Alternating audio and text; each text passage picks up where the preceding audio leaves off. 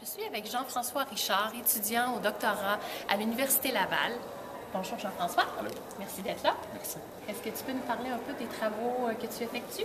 Oui, notre équipe s'intéresse beaucoup à comprendre le recrutement au niveau du cerveau d'une certaine population de cellules qu'on appelle les granulocytes, notamment, dans le modèle animal de la sclérose en plaques.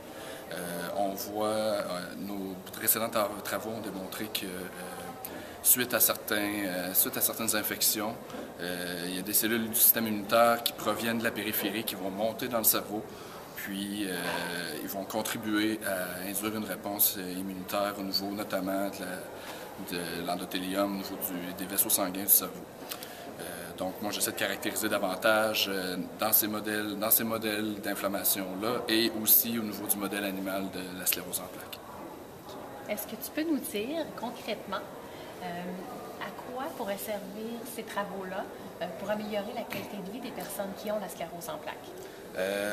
Premièrement, en fait, je pense que le plus grand impact que ça pourrait avoir, malheureusement, je n'ai pas la prétention de dire que ça s'appliquerait directement à l'humain, mais l'important, ce qui est bon de savoir, c'est que justement, au niveau de la recherche, le modèle animal de la sclérose en plaques, qui est un outil fondamental dans la recherche qui se fait au niveau de la maladie humaine, et bien qu'utilisé depuis très longtemps, et quand même, il y a certaines zones d'ombre, il est encore peu connu sur certains aspects.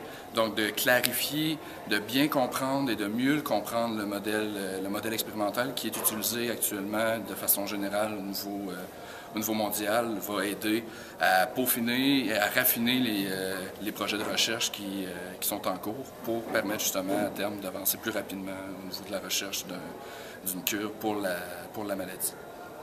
Très bien. Jean-François, qu'est-ce que tu as apprécié le plus de ta première journée de congrès? Ce que j'ai apprécié le plus, j'avoue que c'est le fait de revoir toutes les personnes que j'ai appris à connaître depuis les dernières années grâce aux différents programmes du réseau Stop SP, notamment les camps d'été scientifiques. De pouvoir les revoir tout le monde ici dans le cadre justement du meeting national.